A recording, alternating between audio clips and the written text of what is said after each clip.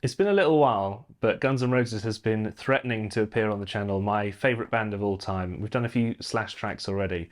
But November Rain hit 2 billion views on YouTube recently, so I thought I'm going to go for it. 9-minute track. Let's break it down section by section and teach people how to play it. It's such a beautiful track, but when you look into some of the details, some of the guitar lines in there, you just can't believe that you never picked them out before. So I'll take you through the process of how to play it from beginning to end, including the epic guitar solo right at the end. We'll start off though with the real introduction section. It's really, really slow. If you're just interested in the solo lines, then I would suggest skipping ahead to some of the future videos, but we'll begin at the very, very start. First note to make, by the way, is that we are in E flat tuning. So this is not a regular tuned guitar, it's been taken down by one semitone. I will provide you though with, slightly blasphemously, an E-tuned track, so that if you can't be bothered to retune your guitar, you should still be able to play along with the version that I'll provide up here with a card. But this is E flat tuning, and we'll start at the beginning with a chord that's in a C shape like this.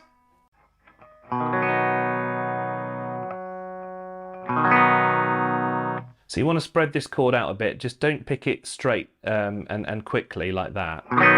You want to kind of spread it out just a little touch, just to give it that more of a shimmery feel. By the way, this sound is really no overdrive, no distortion. This is just a clean tone, and I'm using the bridge pickup here just for these sections. So that chord comes again. It's still staying with C, but we're going to use this shape to just do a little arpeggio here.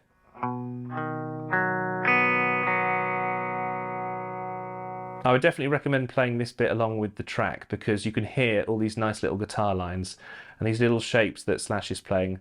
There's also the same chord again, kind of in a reverse for the arpeggio here. Then we're going to a D minor here. Now when I play this version of the D minor, you need to use your third finger. I sometimes play it like that with the fourth. But if you play it with the third finger, then when you're going to your next G shape, which I've written out in the tab for you, you can just leave that third finger down. Back to this arpeggio again. You see I've written a wavy line next to the next D minor, because it needs to be spread out a bit as before with that C.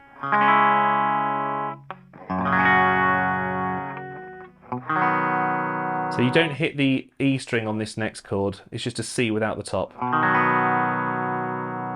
And then in the song when it goes, do you need some time, you need to do this F shape without the top string held down. So this is a kind of F with a suspension in with the E note here. Really nice chord, that. And then there's a very, very slow kind of half arpeggio from the C that we played before, where you just literally go back to the D minor.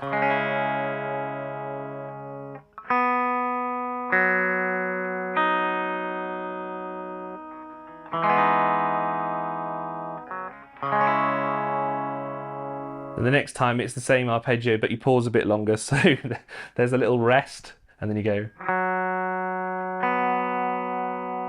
Let that G ring. This is just a funny intro section really, because it's so long and the guitar doesn't do that much, but it's worth learning just if you're playing along with the whole song here. So there's 2 times round of that kind of shape that we've just done there. Pause, and then you do the G, followed by that C, and then same again. Don't do what I did and play that too low on the fret, make sure it's a bit higher. Pause, and then. Now you've got some faster chords, they come a little bit faster here. So let's do You Need Some Time on your own. Back to that F with the E in. And you just play this note. You can do the full chord shape if you want, but you're just playing that note. Back to the G.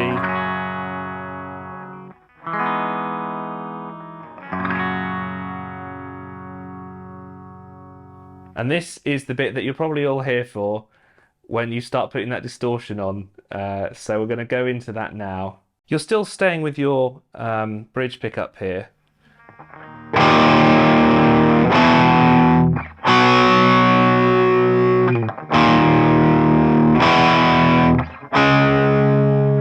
So these are just power chords. You're going to use this open as if it's an E minor chord. 1 and 4. Jump up to the C.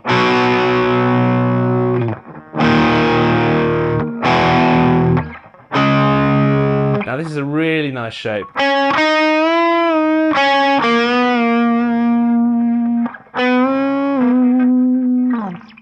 Use that first finger. Then you're going to press the 9th fret and then bend it. And then this is the nicest bend in the song, really. Just up to that 10th fret and then slide it. Slightly stronger bend up to the 12th and then back down again.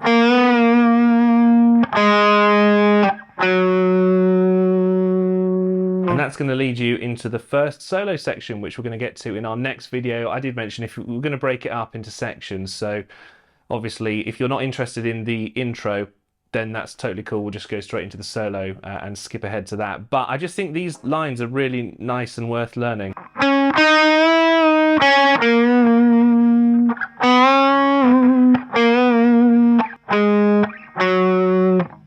Anyway, do join us in part 2, where we get into solo number 1 of many solos.